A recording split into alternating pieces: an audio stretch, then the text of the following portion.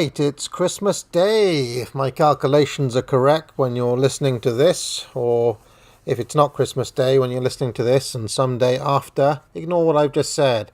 Anyway, now we're cooking with diesel, aren't we, folks? Now we have the gas on. It is time for my top 100 games by Steam hours. Now, note this is not the same thing as my top 100 games overall, how I would rank them, either objectively or subjectively. This is truly an honest look at the most time I've spent on games since I had Steam. If you want my stats, I've had Steam for 16 years. I first got Steam, I believe, in 2009, when I was essentially forced to buy the orange box. I think Half-Life 2 and a couple of other games came in the orange box, and Valve made you get Steam at that point. Little did we know back then that would become the default way that we play games in the modern era. How little we knew. Anyway, that's an old story. Let's get going. Now, before we get going, I know there's a Steam sale on at the moment, and I know it's Christmas, so these videos are going to encourage you to spend all your money on Steam games. Well, don't do that. Buy a course at the academic agency. Buy it now. I know you're going to buy the Steam games instead, but I just thought I'd slip this in there. All right, let's get going. All right, now, because I don't want this video to last forever, I'm going to deliberately try to spend as little time as possible on these early ones. I worked out that if I spent 30 seconds on each and every game, the video would still be ridiculously long, right? It would still be over 2 hours long. So I'm going to have relatively little to say about these early games. So at number 100, with 3.7 hours spent, is Songs of Styx.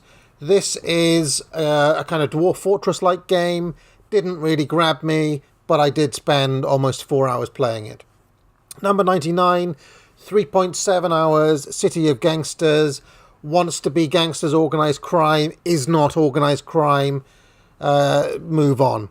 98 is Mark of the Ninja Remastered. I spent 3.7 hours on that. I had played an older version of the game, but I didn't have it on Steam. I often buy games multiple times just to have them on my Steam account. 97 is a point-and-click adventure game called Postmortem. Didn't really grab me. I was looking for my detective game. Didn't really find it in Postmortem. Kind of bored me, to be honest. And as you can see, 3.7 hours. I didn't spend a lot of time on it. 96, Half-Life 2. Now, only 3.7 hours on that, but I believe back then it didn't force you to be on Steam when you were playing games. So that could be wrong, that count, because I remember completing Half-Life 2. What a game it was as well. 95, 3.8 hours, Faster Than Light, or FTL Advanced Edition. I put most of my hours on FTL on the iPad, but I wanted a version on the PC, so I got it for Steam. Picked it up for a couple of quid on a sale. Really good game, actually, FTL. 94, 3.9 hours is Sherlock Holmes Nemesis. Again, I was looking for that detective game. Sherlock Holmes Nemesis has some of the worst voice acting I've ever heard in any game. Not bad, but also not... I wouldn't pick it as a go-to detective game. 93, 3.9 hours spent, Gloomhaven. A kind of a very difficult game. That 4 hours was quite an uphill learning curve. I might go back to it one day, but I don't know, there's something very schematic about the way it plays out. Kind of intrigued by it, but obviously I got busy or something and never went back to it. 3.9 hours, I mentioned this game yesterday, Door Kickers. I picked this up because it kind of looked like a little sub-game that you play in a game called The Clue. Obviously it didn't grab me because I didn't spend more than 4 hours on it. On this list, by the way, spending, I would say anything less than 10 hours, the fail is either a game I very recently got, or it's failed to grip me overall, or it's a very short game, obviously. Anything over 30 hours, and we're looking at an all-timer. That's basically what I'm saying. Okay. Anyway, 91 is Europa Universalis 4.1 hours. As I mentioned yesterday, I'm a Crusader Kings guy, and I've kind of struggled to get into Europa. I think I played that on Morcar once, or my friend Morcar played it, I should say, with hilarious consequences, because I tried to play as just the island of Hormuz, that little island in the Strait of Hormuz. I just tried to play as that one island. Didn't go well. 90 is Kenshi. This is a much raved about open world RPG game where you can kind of do anything. I need to go back to it, really. I tried to play it on the Morcar channel, and then I got busy and I never went back to it.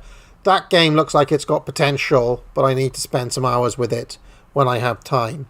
89 is a game called Rekindling, one of many games on my list that is trying to be Dwarf Fortress, RimWorld type game.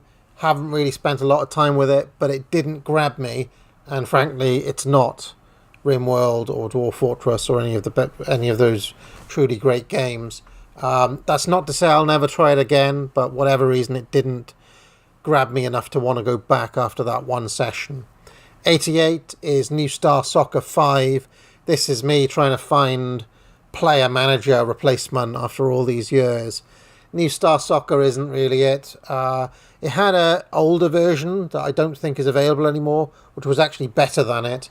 You just play as one player in that game, similar to Player Manager, but for whatever reason it kind of lost its charm. 87 is Neverwinter Nights 2. Obviously I played more of this in the pre-Steam years. I obviously picked it up in a sale at some point. Only played 5 hours of it. It's not Baldur's Gate. That's the main problem with that. 86 is a game, I believe I actually completed this. It's only a short game. Infectionator 3 Apocalypse. Actually quite a lot of fun. It's a short game, but while it lasts, it's a lot of fun. You're kind of trying to kill the world, I believe. 4.9 is Endless Legend. This is a 4X game that people hype as a kind of rival to Civ. Didn't grab me while I played it, or at least I didn't go back to it after that initial session. That's not to say it's bad, of course. I seem to remember quite enjoying my time there, but as so often, friends, I get busy, I don't go back to things. You know how it is. I've got over 500 games on Steam. Most of them have never been played. So the very fact that has 5 hours in it means that Endless Legend is doing better than most of the pack. 84 is a game called Academia School Simulator. Now, given that I am from the world of academia, spent many a year either studying or working in universities, you'd think I'd be all over this. For whatever reason, it doesn't really come together, if I'm honest, and I've never really gone back to it. I've given it a couple of shots. That 5 hours is me going back to the game 2 or 3 times, hoping that it could turn into something like Prison Architect, maybe, but it just doesn't cohere, really. It's just not fun. 83 is Plague Inc. Devolve.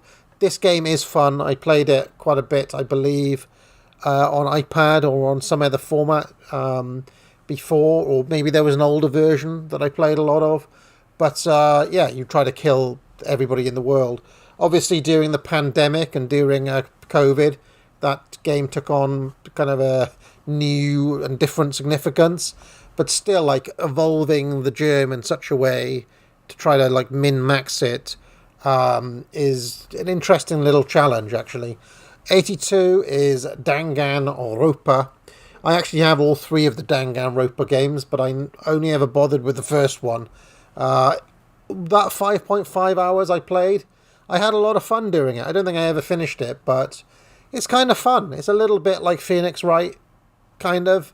There's a bit of rhythm stuff in there as well, which I could do without. Obviously, I'm not a big fan of anime aesthetics. For what it is, though, it's kind of nutty. I kind of dig the dark vibe of it all, you know. 81, speaking of dark games, is Papers, Please. 5.6 hours in this one. I always liked the kind of idea of this more than actually playing it. There's a bit too many reflexes in there. If I'm honest, it's too like action orientated for me. But it's still a really interesting premise while it lasts. Number 80 is a game I spent a lot more time on the predecessor on the iPad, and that was Ceruleum Ultimate, which is basically like a Pokemon style. It's a Japanese RPG, but really what it is a monster collector game. I don't play too many of those, but if you're going to play one, Ceruleum Ultimate is a pretty good one to play. I played a lot of Ceruleum 3 on the iPad, which I had many more than 6 hours in. 79 actually deserves more than 6 hours. Was Loop Hero. Banging soundtrack, really fun loop game. Has it down to a kind of elegant essence of what the hook of these sorts of games is. So there's a bit of a meta comment in there. I should go back to Loop Hero. It was a lot of fun. Speaking of a lot of fun, number 6 is pretty much a roguelike deck builder in disguise. It's an auto battler called Backpack Battles, which I'll talk more about in a video later this week. But I've only got 6 hours in there, but that's because I've only been playing it a week or so. It's a hell of a lot of fun. Backpack Battles. Number 77 is another kind of Dwarf Fortress wannabe, Rise to Ruins. It's all right, but for whatever reason, doesn't really grab me. 76 is Circadian Dice. 6.7 hours in there, probably more than it deserves. Those hours are beefed up a bit because I took it on holiday with me and it was the only game I had on my desktop. And, you know, when I couldn't sleep or whatever, I was in the hotel lobby playing Circadian Dice. Kind of a bit dull, to be honest. 75 is Thea the Awakening. Actually deserves a second look by me. Quite an interesting RPG. It's kind of a mix between an RPG and a deck builder in a way. It has potential. Obviously, any game I'm going to play for almost 7 hours has something I see in it. Maybe I'll go back to it one day. 74 is Knock on the Coffin Lid. 7.3 hours in that one. It's a roguelike deck builder. A bit chatty, a bit kind of too much plot inserted in there for my tastes, but actually it's a very solid game, and that's another one that I've only picked up in the past couple of weeks. So 7.4 hours in just a couple of weeks, or 7.3 hours. I'll go back to that one. I want to collect, I want to unlock more of the stuff. But so far it's very solid, actually, to be fair. Number 73 is Cryo 4. I have 7.4 hours in that. And to be honest, I don't remember much about Cryo 4. It's again a kind of Rim World wannabe type game. If I'm honest, the only thing I really remember about it was working up quite a decent base and then losing it and getting overwhelmed. And then I was like, oh shit, I died.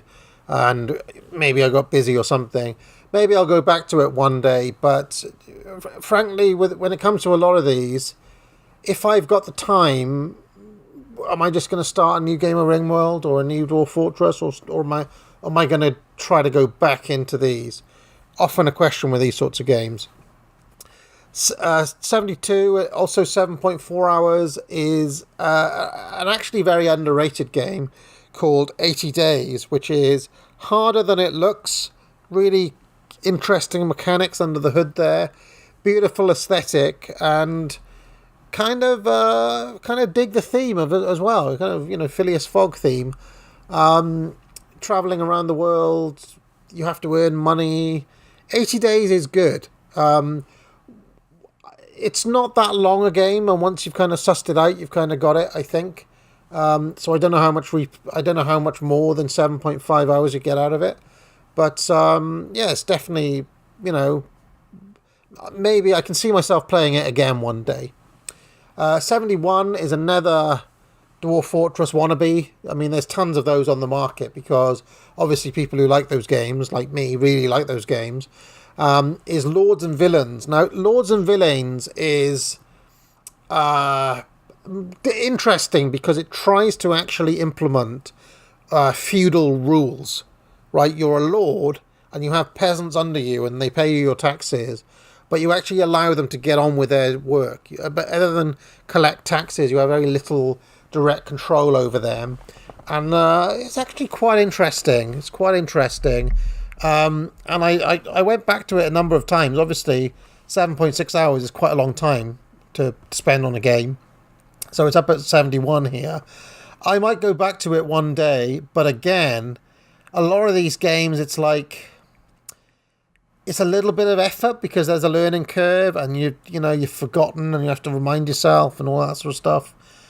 You'd probably have to start a new game rather than pick up where you left off. So there's all of those kind of considerations. There's effort involved in picking up a lot of these games like Lords and Villains, Cryofall, Rise to Ruins, etc. That's not to say I'll never pick them back up again. And there could be a beautiful gem under there. You see, this is the thing. A lot of these games could have wonderful undiscovered mechanics under there, or undiscovered depths just waiting. Trouble is, that rainy day never comes, does it? Life keeps on getting in the way, doesn't it? You can't just spend all your life playing video games when you're 40 and you've got a family and responsibilities and work and money to earn and all the rest of it.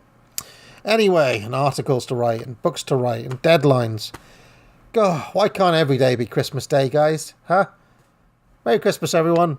Anyway, number 70, 8.2 hours, Anno 1800. Trouble with the Anno games, they're beautiful looking, but they always feel a bit empty to me. They just lack a bit of character for my taste, so I've never really dug Anno. And I felt that 8.2 hours I spent on Anno 1800, I always feel like I've wasted my time, and I'm always like that with the Anno games, even the old ones. 69, 8.3 hours is a game I actually dig a lot. I played a good bit of this on the iPad, and that is Kingdom, or Kingdom Classic as it's known now. There are newer versions of Kingdom. It's all basically the same game, but it's uber chill. It's Maximus uber chill. And sometimes you want a low effort, chill out game that you can just kind of do passively, kind of with a podcast on in the background or some music, or you're getting on with something else and you're playing a game like Kingdom. You do have to push a button to move the man, which is a minus point for me. It's not that passive where I can just use the mouse. Still, Kingdom is really nice chill game that I like to play winding down sometimes. 68, 8.7 hours is Banished. Everybody talks about this as one of the greatest city builders ever, that it's challenging, and that, how do you get through the winter and all of that. I've given Banished so many chances over the years, and it always just feels unfinished and empty to me, I'm afraid. I've never quite got the love for Banished.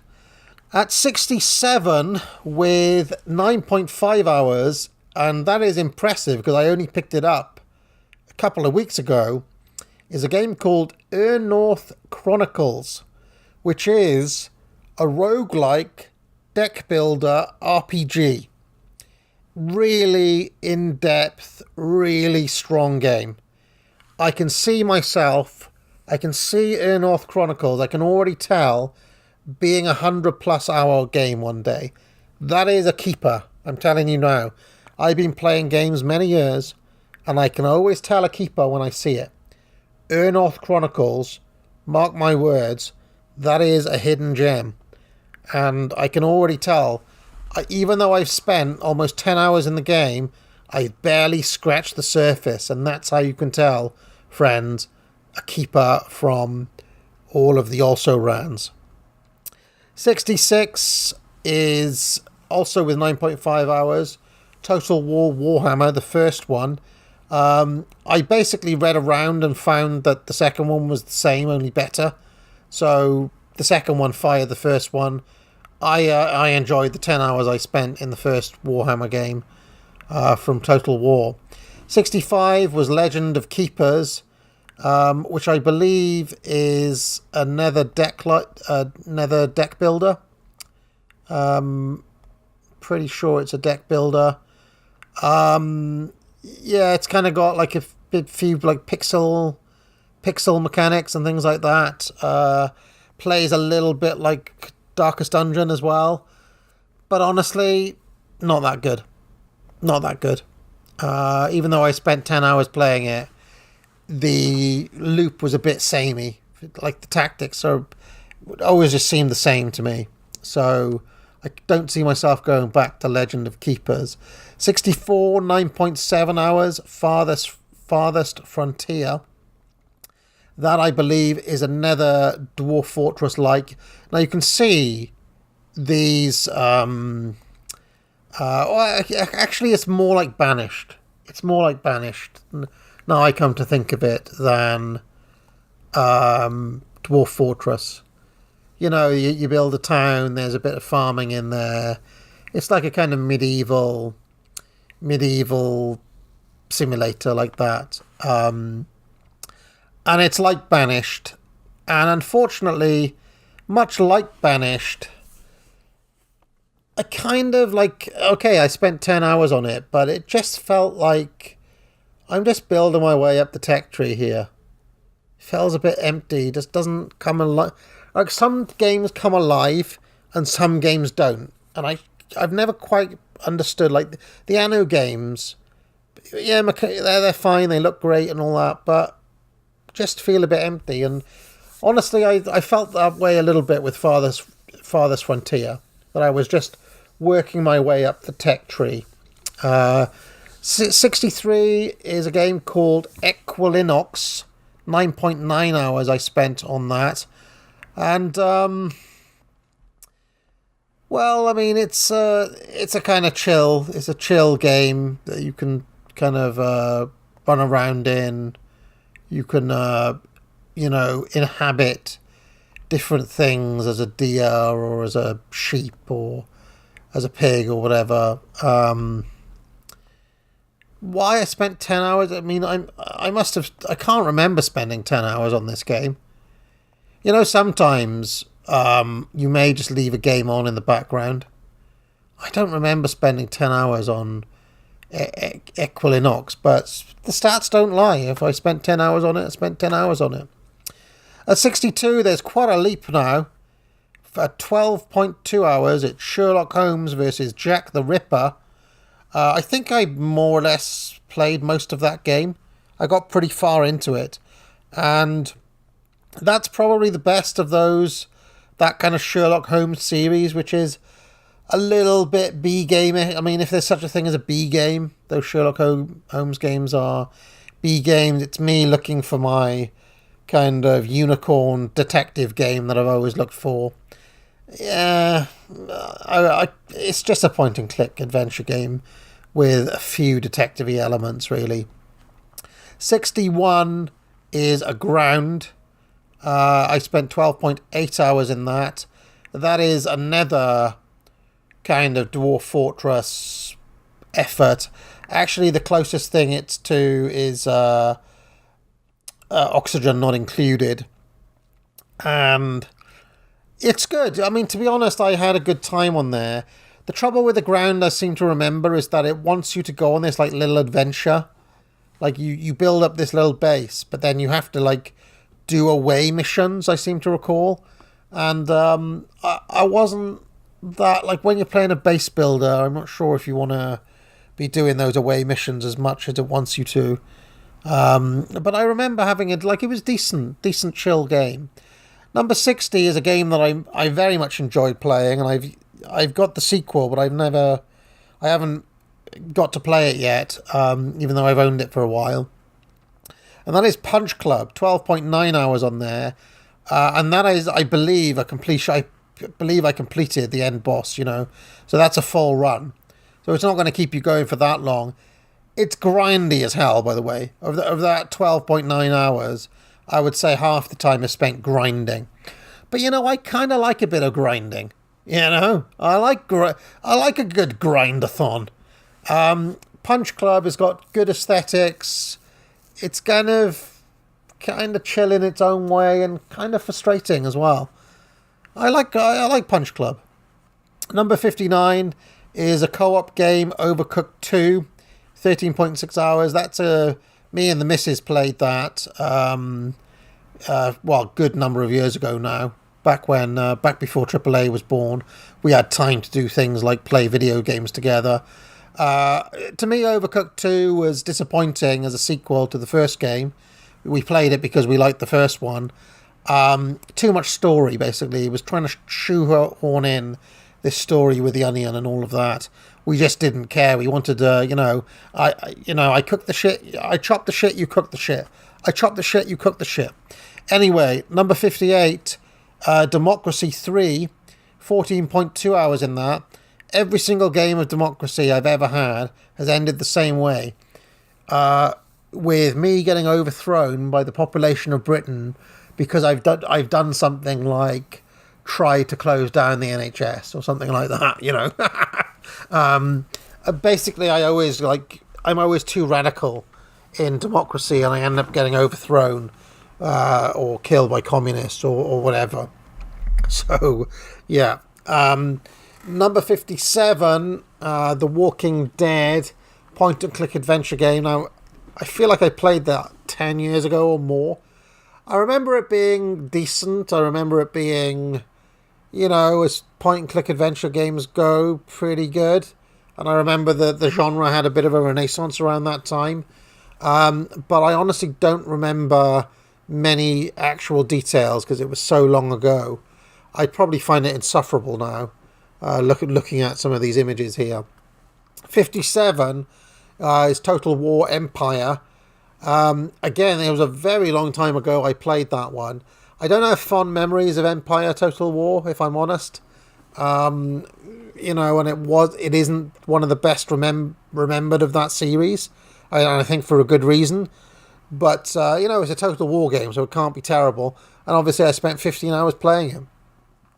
At 55, a game I've actually come back to playing recently, partly because I knew I was doing this video, and partly because I felt that I hadn't given it a fair shake, and that is Oxygen Not Included, which is actually a game that rivals RimWorld, if I'm honest, and Prison Architect for the Dwarf Fortress crown. It's a very good kind of crafty game. It has a lot of those logistical puzzles that genre gives you in general. It's like, okay, I figured out my how to suck the polluted water away from the toilet and the showers and the sinks.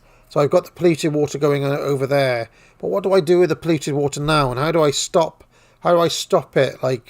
Making the air poisonous. And so it's like you solve one issue, it creates another issue, and you're constantly kind of trying to figure out solutions to the logistical problems, which is kind of what that genre, it's what Dwarf Fortress does to you as well. It's a very particular kind of challenge, I'll put it that way.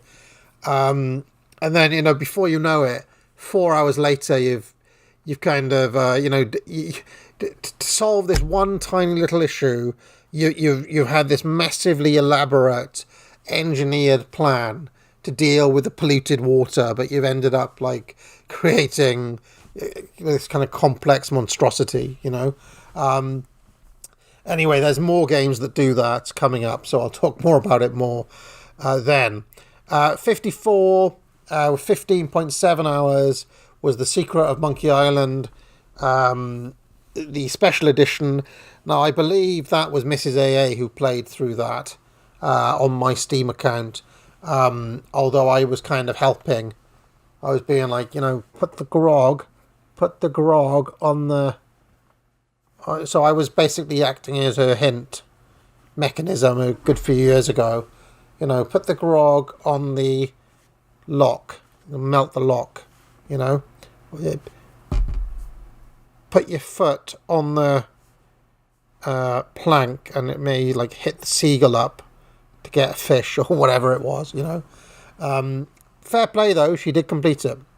At 53, with 16 hours, Crisis in the Kremlin. You may have seen a couple of little playthroughs I did of that on my Morcar channel, or at least my friend Morcar did. It's a brilliant kind of... one of the things I love about Crisis in the Kremlin is that nothing is intuitive in it whatsoever. Nothing makes any sense. Every time I play it, I completely forget how to play it. And I have to learn all over again because it's that unintuitive. Just like communism. And the whole premise of trying to save the Soviet Union from the end of the Cold War is great. And I always end up going full Stalinist when I play that. 52 is another game that does that same thing that Oxygen Not Included does. The complex problem that you're trying to solve, that then you end up massively over-engineering the solution. And like 6 hours later, you're blurry-eyed looking at the screen, like, what have I done? And that is Factorio at 52. Basically, autism simulator. Factorio is an autism machine. And now at 51, and look, friends, it's only half an hour in, we're doing well. We've got 50 in, and we're only 30 minutes. That's fantastic. At 16.2 hours, it's Pathfinder Kingmaker. I spent a lot more time in the follow-up game, Wrath of the Righteous, which I'll talk about later on. Pathfinder Kingmaker did not grab me, I have to say, despite the 16 hours I put into it, whereas the follow-up really did. And in fact, the follow-up, it's not quite Baldur's Gate 2 standards, but I can mention it in the same breath, which is saying something. At number 50, 16.5 hours, I believe it was part of the original orange box, correct me if I'm wrong. That is Portal 2. I only played through it the once, but what a fantastic experience it was. The voice acting, the atmosphere, the puzzles. Portal 2, perfect game really for what it does. Not much else to say about it really, just one of those great one-off experiences. Can't really see myself ever playing it again. But, as a once through, fantastic game. 49, I mentioned it yesterday, Defense Grid The Awakening, 17.2 hours in that. One of the all-time great tower defense games, and certainly worth playing through at least once. At 17.3 hours, it's Player Unknown Battleground. How on earth did I spend 17.3 hours playing that jive? Well, the truth is, when the Battle Royale games first came on the scene, I kind of dug the idea of the Battle Royale. It's kind of, you play it over and over again. It is kind of addictive. I understand the loop.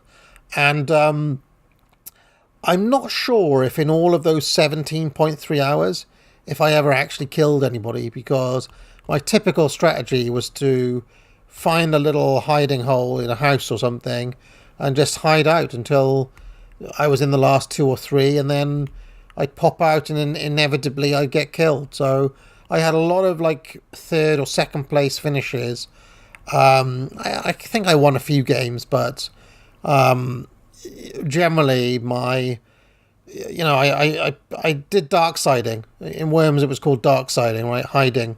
47 is a game called Littlewood, which is kind of similar to Sunhaven or Harvest Moon, or, it's a farming game. Nice and chilled, similar vibes. It's not bad, actually, Littlewood in that genre. If I was to make like a top 5 in that genre, Littlewood would be there.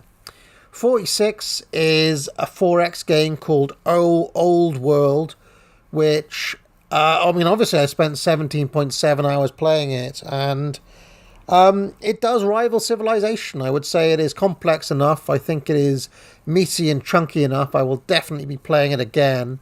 I think Old World is looking like a keeper, friends. It's looking like a keeper. And when AA says something is a keeper, it's a keeper. 45 is Mount and Blade 2 Bannerlord. 17.7 hours in that. Although I do not remember the 17.7 hours I spent playing it whatsoever. I still play Warband. If I'm going to play Mount and Blade, I just go back to a heavily modded version of Warband. For whatever reason, Bannerlord has not grabbed me so far. That said, I might just pick it up one day and the moment will come where it fires Warband. Hasn't happened yet for me. As you can see, I'm a bit of an old stick in the mud when it comes to letting old games go. Sometimes there's a point that comes where the new game is good enough or it has enough mods or whatever that it truly fires the old one. But that hasn't happened for me for Mount and Blade yet. I know for some of you it has. I don't know, I found Bannerlord less complex. It just had less in it than Warband. I'm not a graphics guy, you know. I don't care about graphics. If you care about graphics that much that you're willing to play an inferior game, you're frankly a girl, right? In my book, I'm a Dwarf Fortress player, right? I don't care about graphics. I care about mechanics. And for me, I don't know. Maybe tell me I'm wrong. Change my mind in the comments if you're a Bannerlord guy who's left Warband behind, and explain to me, using gameplay reasons, not graphics reasons, or some other gay thing like, it's because my friends are doing it. Well, I don't play with other people. I'm a single player, right? So those aren't reasons I'm going to migrate. Give me a good reason. Next is a game, a deck builder game called Fate Hunters. Not bad, also not brilliant. I mean, I did spend 17.8 hours playing it, so I must have seen something in it. But there are better games. There are better deck builders out there than Fate Hunters. That said, the mechanic of the light, I seem to remember, of the burning torches is pretty good. Fate Hunters actually has more in common. It's like a cross between a deck builder, roguelike deck builder, and something like Darkest Dungeon. I seem to remember Fate Hunters being kind of like Darkest Dungeon, if I'm honest. 43 is a tower defense game called Orcs Must Die. I think I played through the entire campaign. I think that was a complete run there. I can't see myself ever playing it again, but it was fun while it lasted, right? Mega traps and kind of, it's good for at least one playthrough. I don't remember liking the sequel much, even though I did buy it. I didn't stick with Orcs Must Die 2. 42, 18.9 hours is the Mega Man Legacy Collection. That was me basically playing through all the games once for the Morcar channel, and then the audio didn't record on those, so I was recording the audio afterwards, or commentating on, and I just never got round to doing Mega Man 3 or 4, or I went through them all, but I never recorded the audio, and in fact the video is still here on this desktop somewhere. Next is 19.3 hours at 41 is Overcooked. Much superior to the second game. Huge amount of fun. Me and the missus played through all of that. I'll chop the shit, you cook the shit. That's what I always used to say to her. Used to drive her crazy. She wanted to do, let's just kind of make it up as we go along. I was like, no, there's a system. There's division of labor. I chop the shit, you cook the shit. I chop the shit, you cook the shit. But we obviously made it all the way through. Number 40, Autonauts. This is another game kind of in similar vein to Factorio or Oxygen Not Included. I'm wondering why the hours on Autonauts is over the hours on Factorio. That doesn't seem right to me. I'm wondering if I own Factorio on GOG.com as well. I'm kind of curious about that now. Let me just have a quick look. Doesn't seem like it. I wonder about those Factorio hours. They seem like they should be greater. Well, certainly Autonauts is not as good as Factorio, or Oxygen not included yet. I've got almost 20 hours in there, which is obviously, but it's a similar sort of thing. You're trying to kind of set up automated systems to do simple tasks like, log trees or quarry stones or whatever. You program these little robots to do it on your behalf. It's like an autism simulator, really. At 39 is a game I mentioned yesterday. 19.4 hours in this. Company of Heroes, Tales of Valor. Like I mentioned, that was online play, rare foray into competitive online gaming for me. I played as the British, and I seem to remember I had a buddy who I'd play Company of Heroes with as well, maybe 2 or 3 of us. So that's where most of those hours came from. And again, I would concentrate on I would kind of have strong defensive foundations, which would then give my buddies a good kind of base to attack from, if that makes any sense. Company of Heroes has very good ideas about cover in that game. You can really use different levels of ground and so on. So it's really tactical in that way. 38 at 21.5 hours is a very difficult game, a surprisingly difficult game called Cultist Simulator, where I've never known a game where I play it for so long and still seemingly get absolutely nowhere. The lore is surprisingly deep in that game as well, and that developer made a different game called Book of Hours, set in the same universe that I didn't really get that far in, but it's kind of intriguing and occulty and kind of strange. But yeah, no matter how much I play Cultist Simulator, I never seem to get any better at it. I don't know why that is, and yet I still keep on going back. At 37, there's a game that really has no right to have 21.6 hours of my life spent playing it, but it was Maximus Uber Chill, and sometimes that's all you want in a game. Yeah, that is Pixel Shopkeeper. There's an old game called Racketeer that I like, Capitalism Ho, remember?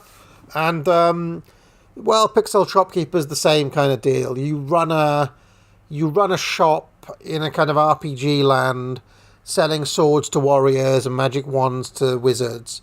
And, I kind of like that loop, It's chill.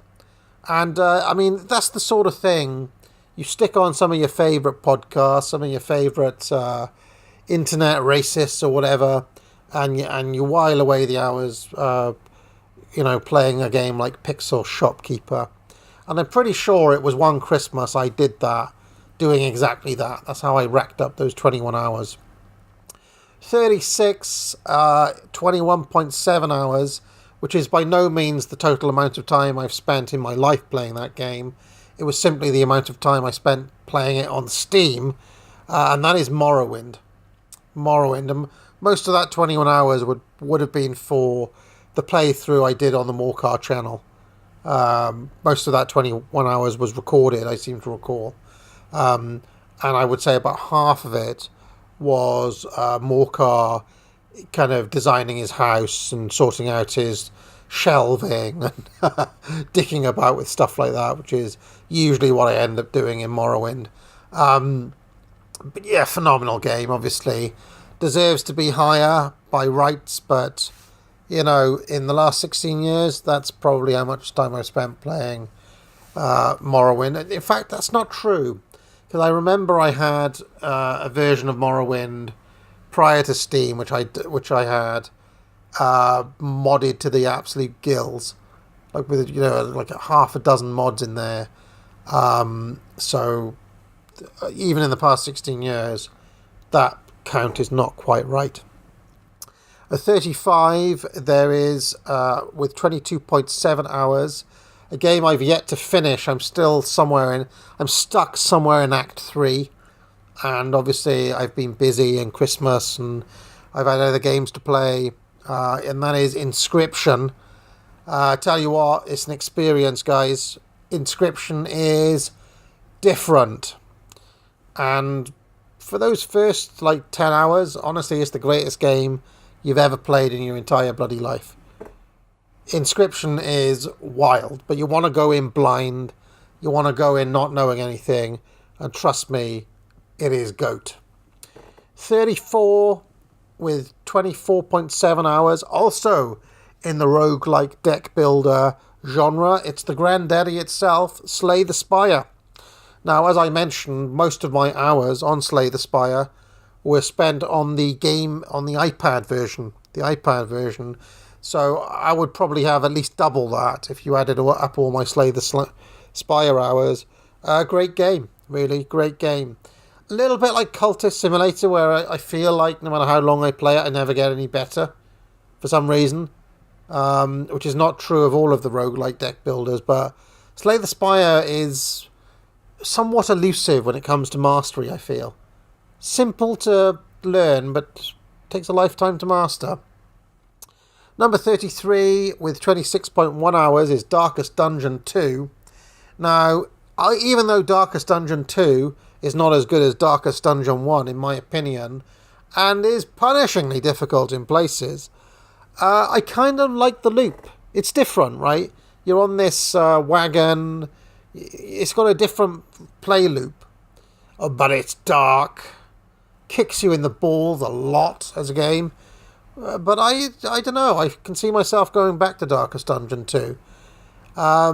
It's a little bit less squad management-y. And I like squad management. But still, there's not that many games of that quality out there. So I really like Darkest Dungeon 2. I think it got a bit of a bad rap from some people, just simply by dint of not being the first game. I like the fact they went for something different, to be honest. At number 32, now considering I've owned this game for less than a month, friends, 26.3 hours, that's more than a day of my life spent playing Balatro, the best game of the year. The game of the year, 2024, Balatro. Buy it now, ladies. Well, first of all, buy a course from the academic agency, of course. But honestly, Balatro is unlike anything you've ever played. It's, you can see it's a deck builder. It's a roguelike deck builder. But it's also completely different from that as well. Oh, it's just crack cocaine. It's crack cocaine. It's my need. Number 31, Monster Train, another roguelike deck builder. 29.7 hours I've pumped into this one. But honestly, Monster Train is phenomenal. It is not as elegant as Slay the Spire. It is not as intriguing as Inscryption. It is not as crack cocaine-ish as Balatro. But it has... How can I put it? It lets you build absurdly overpowered engines. It has a wonderful loop, right? The basic run through. It has a great loop through. I dig it, honestly. Monster Train is endlessly replayable. It's one of the greats in that genre, in my opinion. It like I said, it's not as refined as some of the others, but it makes up for it in other ways. And it's fun. That's the main thing. Number 30 is The Sims 4. How I spent 30.6 hours playing that, I'll never know. But I did spend 30.6 hours playing it. And most of it was recorded on the Morcar channel. So, and my God, how boring is the game. There's nothing to do in Sims 4. You're just playing dolls, basically. It's like a giant game of dolls. But sometimes you like playing dolls, I don't know. Number 29, 32.2 hours, is Graveyard Keeper. Like I said yesterday, Graveyard Keeper's good, you know. And right on the heels of number 28, 32.4 hours, Sunhaven. Kind of two games in exactly the same ballpark. And what does it tell you? It tells you that at 32 hours or so, I tap out of those games. Or maybe I've played it enough and then I get busy or something. But there's something about that mark of 32 hours that those games are struggling to get over. Or I'm not going back for some reason. And this is the problem, because I've unlocked it up to a certain point, right? Because all of these games have different things you're unlocking and museums, you're putting little keepsakes in and so on. There's a lot of collect mechanisms in there. But I can't bloody remember where I left off. Am I going to be able to pick it up after a year or 2 years or whatever? Or am I going to start again? Or can I just not be bothered? And this is the problem of the modern gamer. How do you pick up a game like Sunhaven after a year? Am I going to remember what I did? I can't bloody remember. At 27, 33.4 hours in Civilization 5. Now, Civilization 5, 33 hours is actually not that much time all in when you consider what a great game it is. But I was reluctant at first due to Civ 4, my love of Civ 4, like so many other people. But I grew to love it. I grew to like the restrictions it built in. I liked the hexes in the end. It took some coaxing, right? We're stubborn, us gamers. We're stubborn, as every developer knows. But we kind of learned to love it. And as I learned to love it, then Civ 6 came out, which I'll get to in a moment. At 26, 37.6 hours, ladies and gentlemen, Pixel Junk Monsters Ultimate. Now, when did I spend 37 hours playing Pixel Monsters Junk Ultimate? Let me just double check that. Alright, I remember now. Having a little dig around and trying to jog my memory, I remember now. This was another one I played co-op with Mrs. AA. Around that time we played Overcooked. We were looking for other co-op games to play, and we ended up playing through the entirety of Pixel Junk Monsters Ultimate, which explains how a game of that kind of ilk has made it to 25 on my list. Number 26, sorry. 37.6 hours, number 26. At number 25, with 42.8 hours. And this one really did surprise me when I was looking through the list, because I don't really remember playing this game that much. And that is Star Traders Frontiers from 2017. Like, if I was to sit down without looking at my hours played, and I was to say, like, what are my top games of all time, right? If I had to rank my top 100 games ever, I'm not sure if Star Traders would make it, but now that I look at it, now that I'm looking at the images and jogging my memory, Star Traders is a pretty darn good game, you know. It's got a lot of things that I like. It's got the squad management element. It's got nice level up mechanics. It's got a ship that you kind of build, which I liked from older games like Imperium Galactica 2, which I mentioned before. You can like make different parts of your ship. It's got a big universe to explore. You can kind of do what you want in it as well. I mean, basically it's an RPG is what it is. But it's an RPG which doesn't force you to necessarily do anything. You can kind of play as a trader or as a pirate or as a, you know, you can side with different factions. You can join different groups. Actually, I'm remembering now, this is a bit of a hidden gem. Star Traders Frontiers actually probably does deserve to be in the top 25. Next one is one I mentioned yesterday as well. It's Fallout New Vegas. Definitely well worth playing through. I can't remember if I ever completed it, 45 hours feels like I didn't complete it.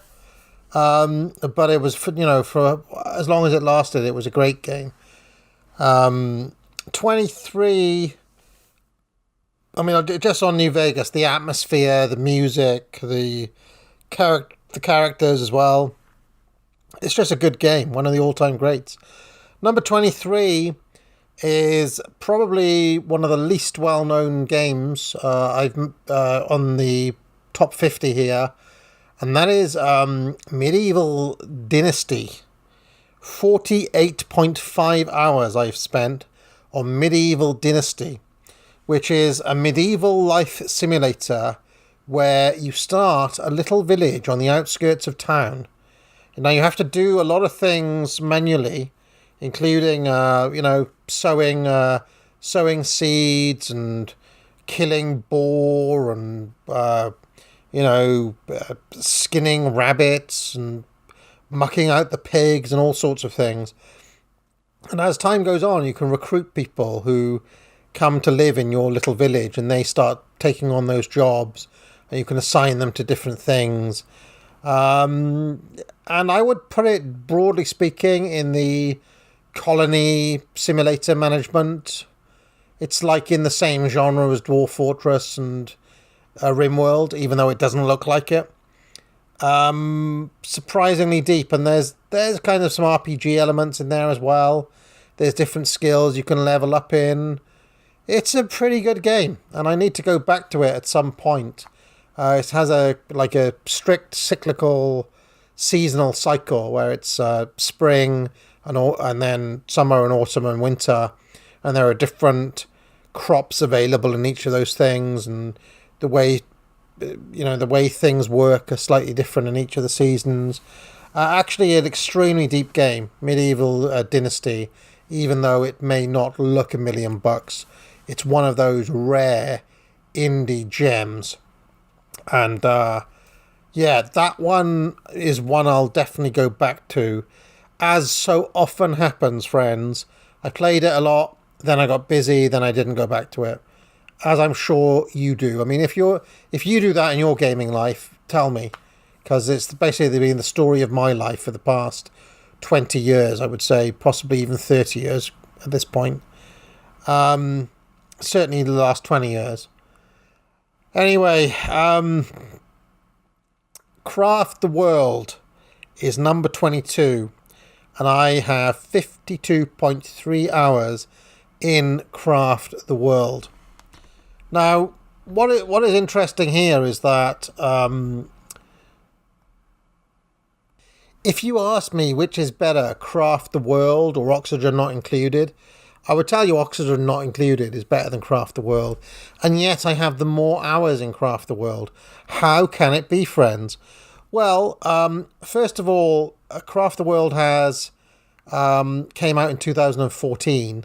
So it's a bit older than Oxygen Not Included, so there's that reason.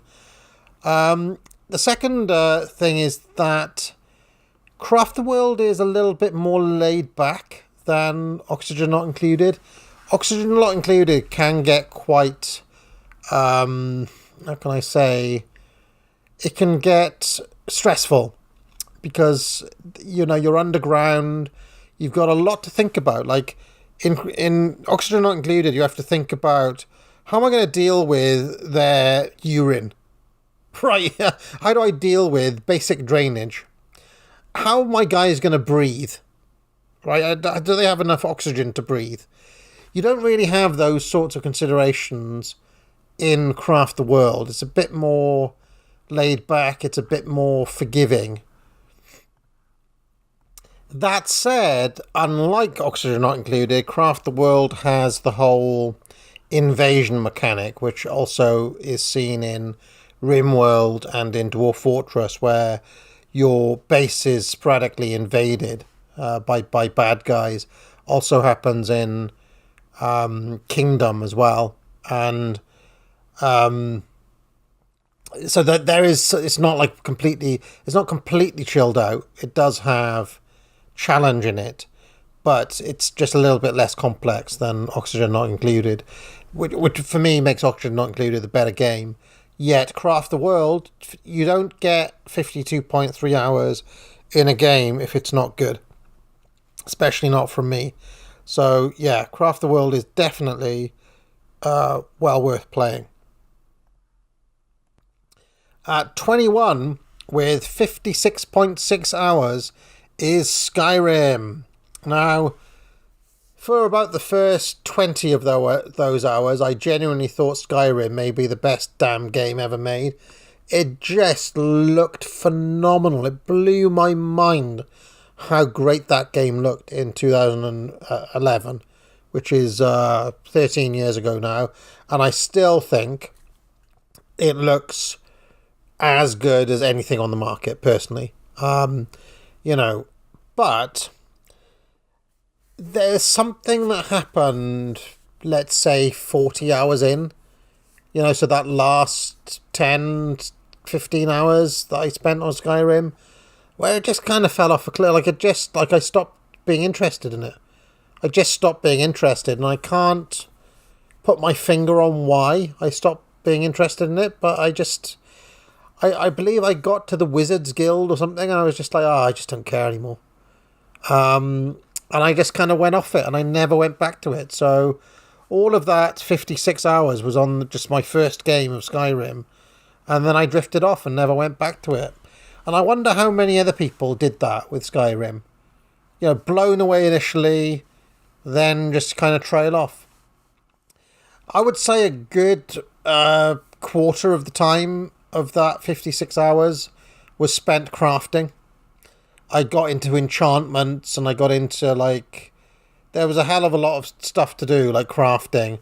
And I used to do this in Morrowind as well, collecting all the different flowers and ingredients, and then trying to do alchemy and stuff like that.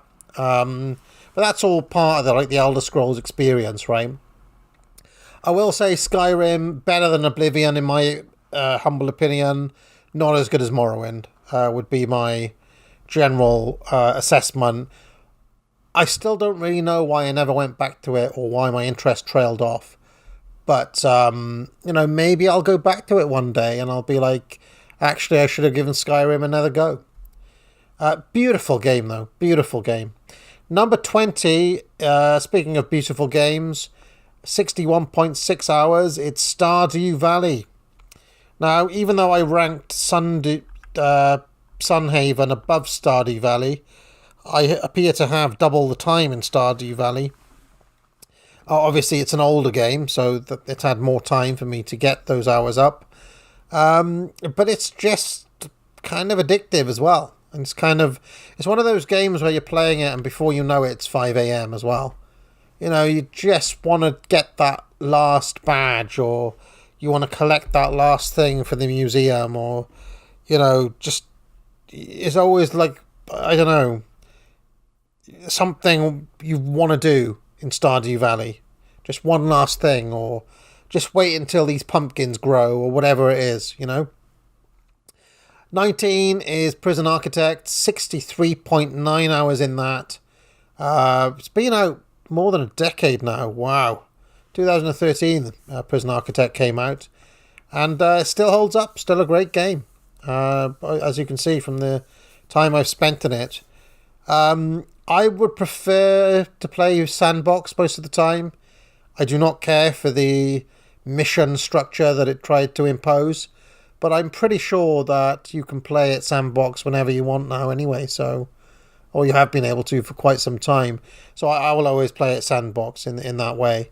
The interest may come from the different maps or whatever, but I'm not one for missions in games like that. I just like to bugger off with your story,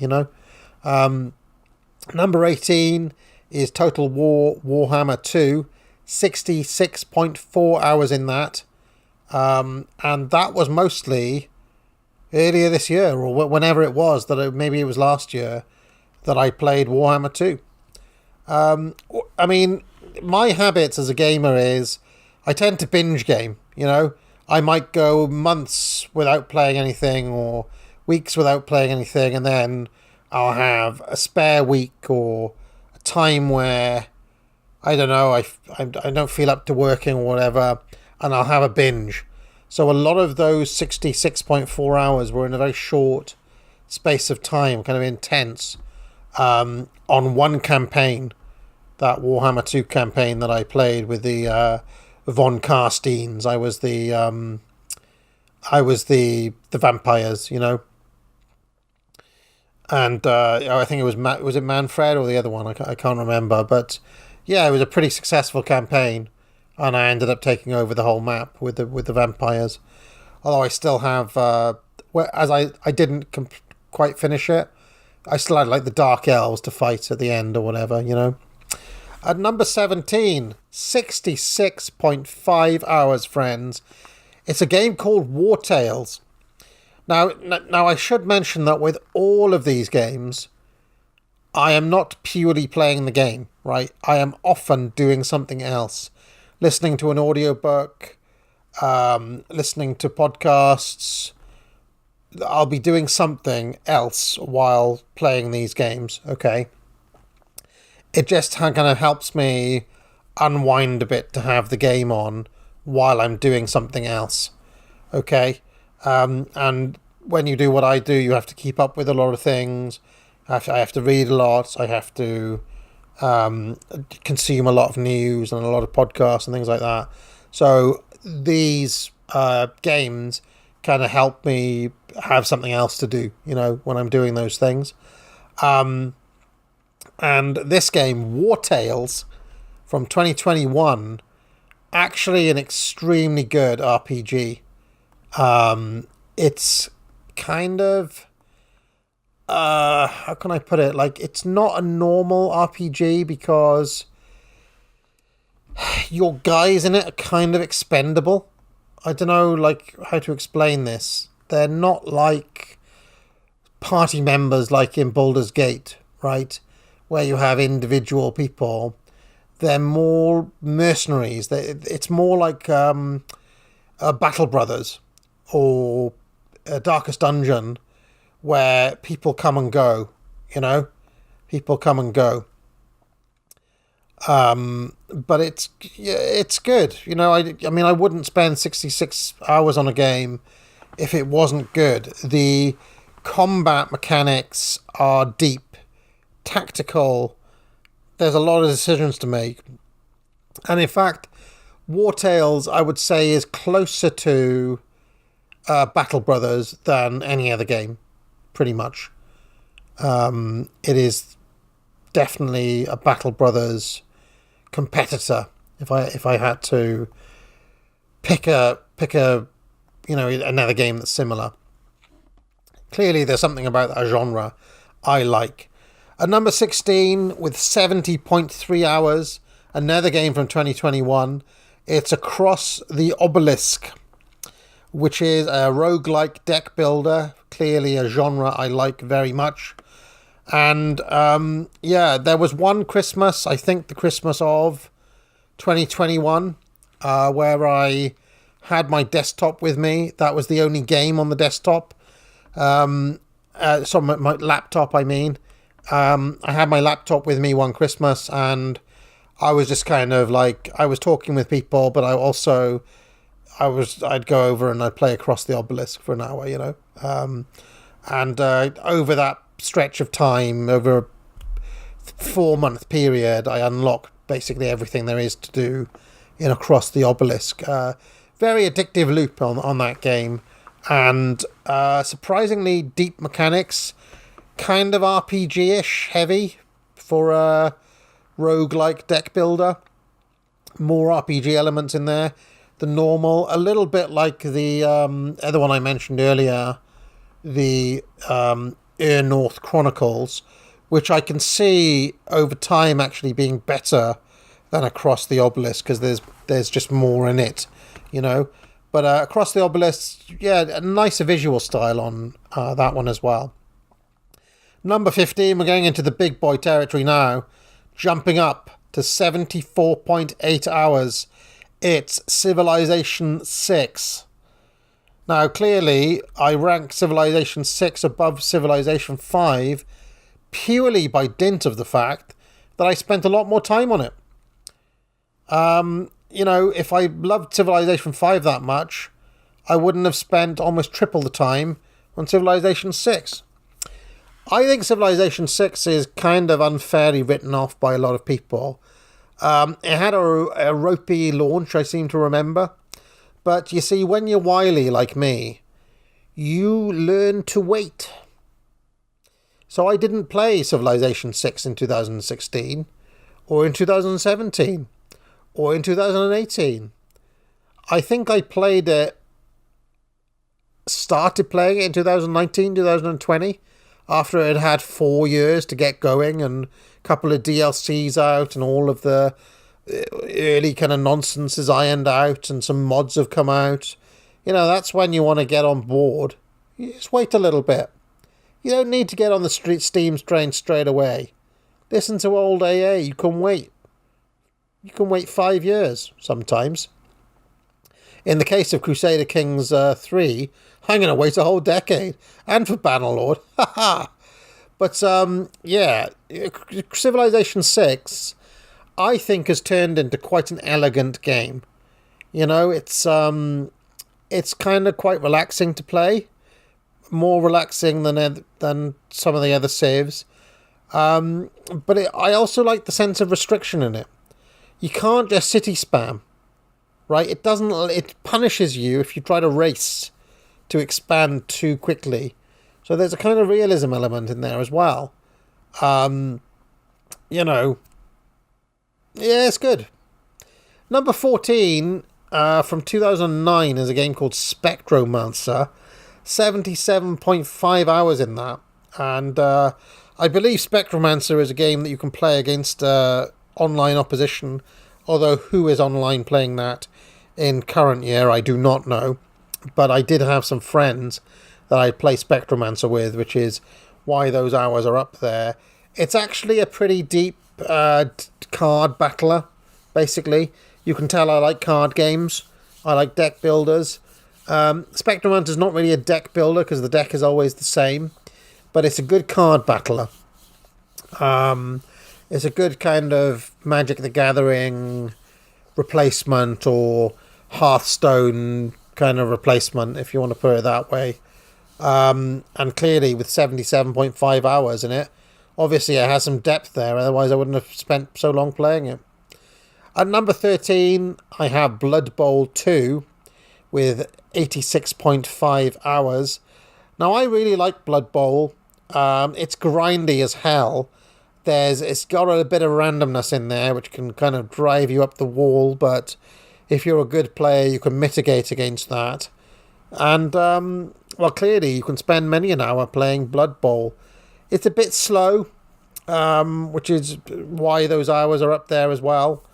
But it's also the sort of thing that you can kind of have, like, Blood Bowl's a game you can leave because it's turn-based. You can leave it, go and do something else and come back.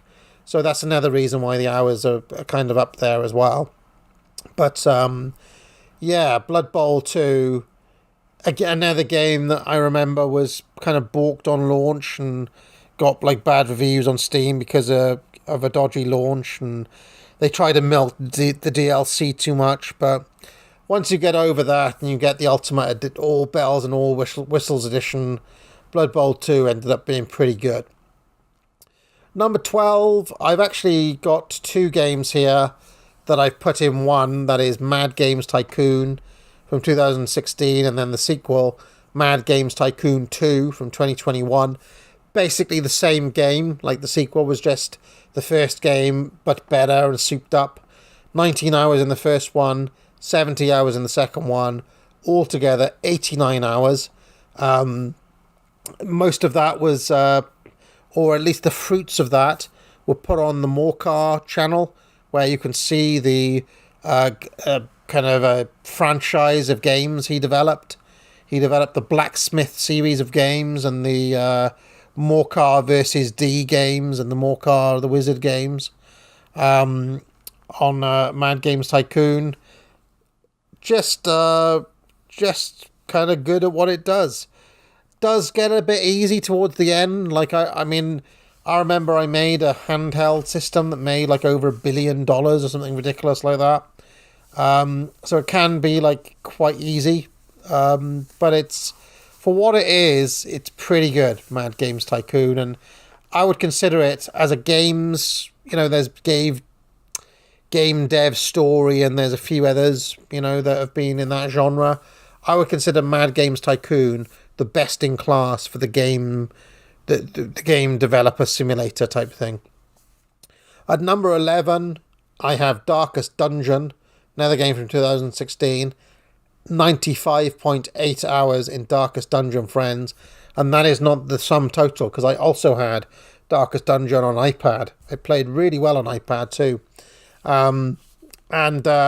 Just a brilliant game. Endless loop, really. Kind of can be very frustrating. Sometimes it's like banging your head against a brick wall. Can be stress-inducing. But once you get the hang of it, it's squad management, it's tactics. There's a lot of stuff to love about Darkest Dungeon. But it helps not to be sentimental. You got to know when to let those heroes go. And it can be difficult. Number 10 is Magic the Gathering, Duels of the Planeswalkers. Now, I have the 2012 edition, the 2013 edition, and the 2014 edition all in one here.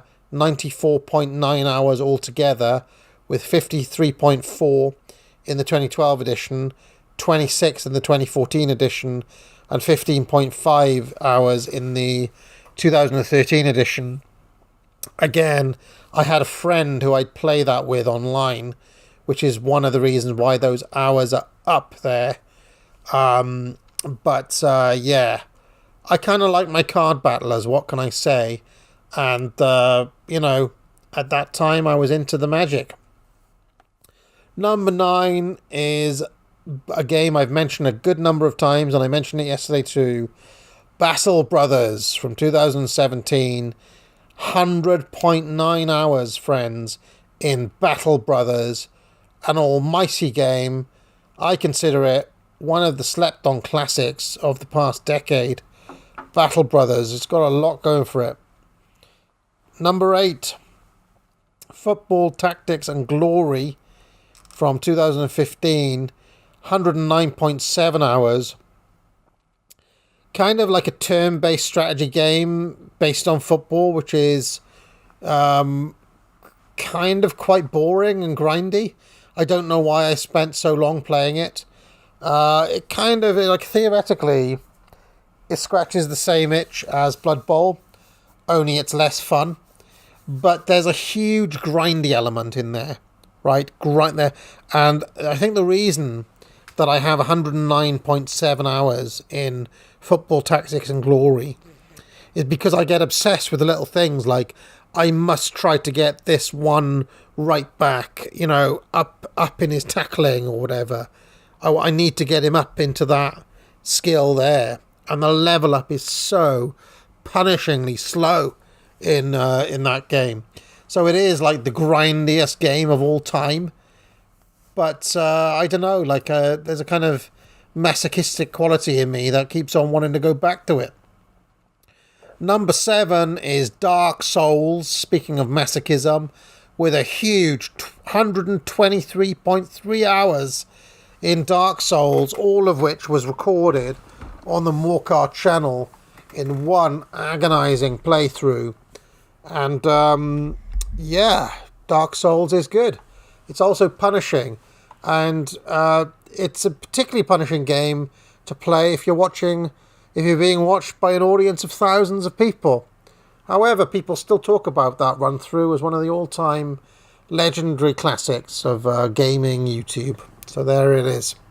Number 6 is Pathfinder Wrath of the Righteous. 161.9 hours. Now, I was really surprised by that huge number, right? huge number from Pathfinder. I was surprised that I'd spent quite that long playing it, but it's a good RPG, right? And I took one party all the way through, and I still feel like there's a lot left of that game where I left off. And what happened was that I got busy, as I always do. Let me just see when the last time I played Pathfinder was, and it'll give us some idea as to what it was that stopped me playing it. Hold on a minute. Right, so just looking now, I can see that the thing that got in the way of Pathfinder was pretty much the event where I had to give the talk. I had to write and give the talk, and then not long after that was, and then there was before that there was the election, of course, which also kind of stopped my flow, and so a combination of things basically got me busy at the end of the summer there, and kind of cut me off, basically. And it's usually something like that. There's some event or something that takes my time away, and then I don't go back to it. The last time I played it was in September, and even that was a kind of half-hearted attempt to go back when I couldn't really. So anyway, maybe I'll go back to that. The thing is with Pathfinder is that it kind of plays differently to a lot of other RPGs. There's a big campaign element, so it really does seem like never to end in a way. Number 5 is Blood Bowl Legendary Edition, so basically Blood Bowl 1. 162.4 hours in that from 2009. Now, I haven't played that since 2020, so most of those were more or less more than that time ago. I think Blood Bowl 2 basically fired it, but I certainly got the hours up there in Blood Bowl 1. There are actually aspects of Blood Bowl 1 that I prefer to Blood Bowl 2. I think the single player campaign is a bit better as well. I like the way it collates its stats a bit more and things like that. But basically, Blood Bowl 2 is the same game, only prettier. So, number 4, and we're taking quite a leap up now in hours. So 162.4 hours in Blood Bowl Legendary Edition. Number 4 with 244.8 hours, ladies and gentlemen. It is Mount and Blade Warband. One of the greatest games ever made. One of the greatest games of all time. It cannot be messed around with. It has cemented its place in history as far as I'm concerned. And I'm having a look now. The last time I played Warband was in April 2024, so I have played it this year. I'm actually wondering if it has stats on when exactly I played it. Let me have a look. So I can see here, just going off my achievements, that before April, where I only played it for a couple of days, I then played it in April and May of 2022. And then before that, I played it in 2016. And then before that, I played it in 2013. And before that, I played it in 2012. So you can see that, as with all of my games, I have short and dedicated bursts of intensely playing a game. And then I might leave it for a year, 2 years, 3 years. But I'll always come back to it, okay?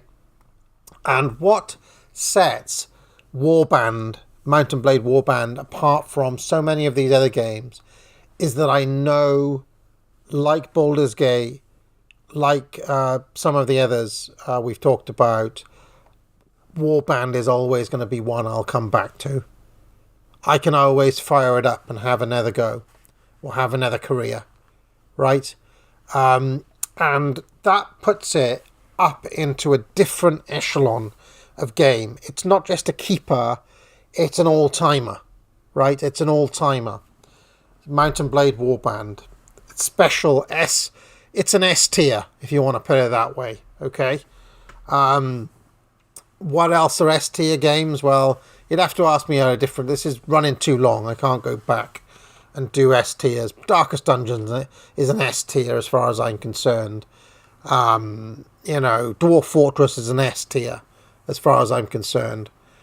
Baldur's Gate 2 is an S tier.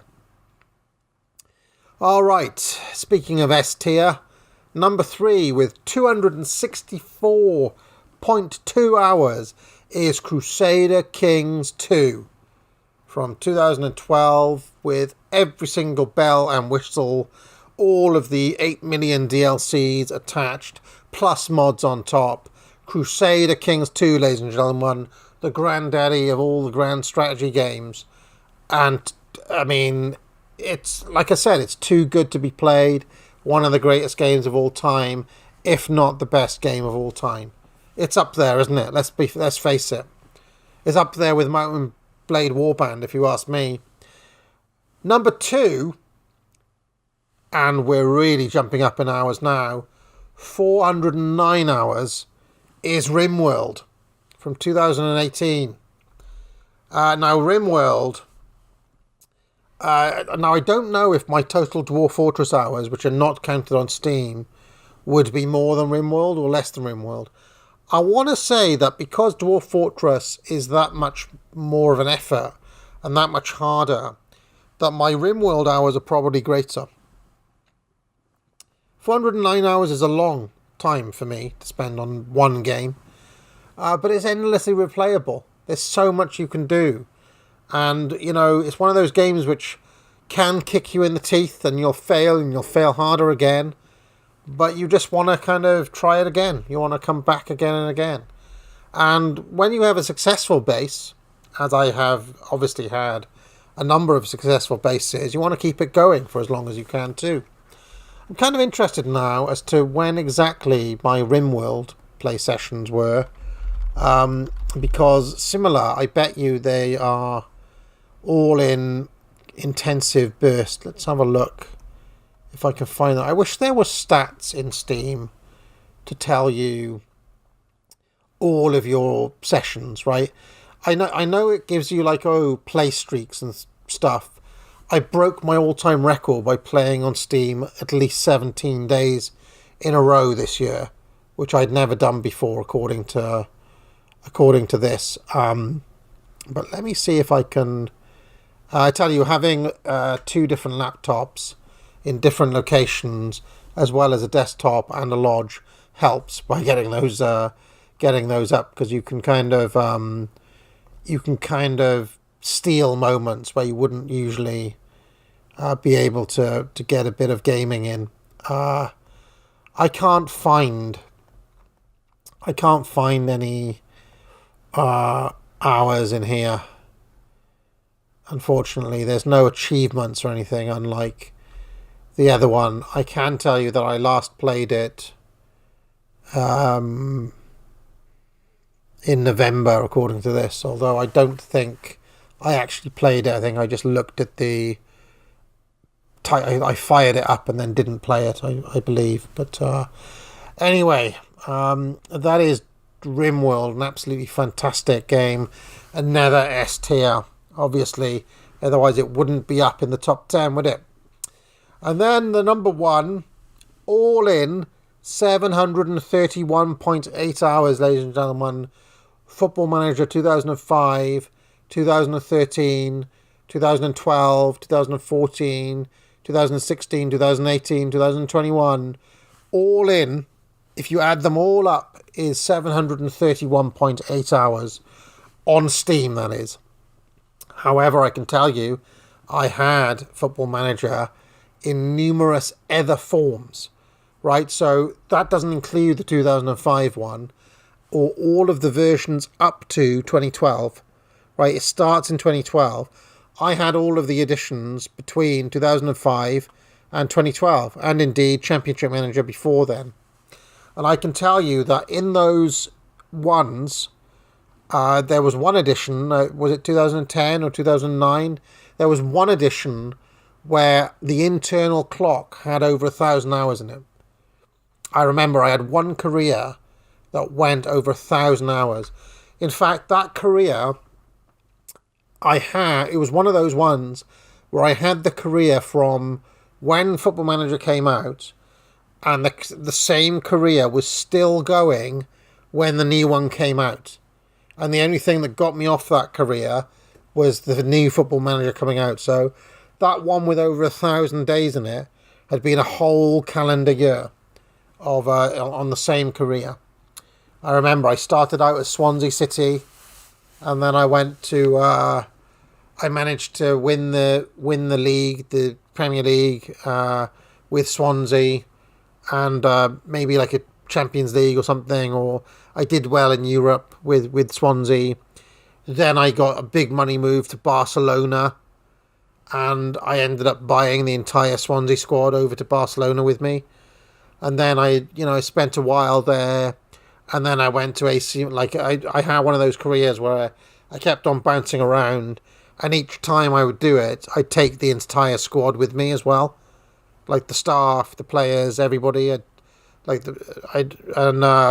We grew old together, and I was like 10, 12 years in, and they'd started retiring and so on. That was probably the greatest Football Manager career I had. 2008, 2009, something like that. Anyway, I don't really spend much time playing Football Manager these days, partly because I don't know any of the players in real life anymore. I used to have a very good working knowledge of football. Now I don't. They're all regens, basically. But I have seen something that caught my eye earlier on, which is a retro database that puts Football Manager back in 1994-95 with all of the players, starting again in 94-95. Now, that's something I could go for. That's something that has potential. However, life is short. Do I have more time than this to spend on games? There's always time, friends. But there's also time for loved ones, time for family. And since it's Christmas Day, you should probably get back to them. Hope you're having a good day, folks. If you're watching this in the future, it's not Christmas. In which case, I still hope you're having a good day, because I'm a nice sort of guy. This was my top 100 games on Steam. Maybe if you're watching this on YouTube or on Twitter X, let me know. What are your top 5 most played games on Steam, and what are the watch hours? You might as well tell me. First, though, pick up a course at the academic agency as ever, and I'll see you tomorrow. If you like this video, be sure to like and subscribe. You can join the channel for thousands of hours of past shows in the archive and hundreds of videos. If you have any questions, you can leave a super chat or a super thanks, and I'll be sure to pick it up during my weekly office hours, which run every Tuesday afternoon. I also provide courses at the academic agency, which I encourage people to buy. Thousands of students now have taken the Trivium to improve their skills in writing, logic, and rhetoric. Just 3 of many courses available. Buy it now. But most importantly of all, friends, get out.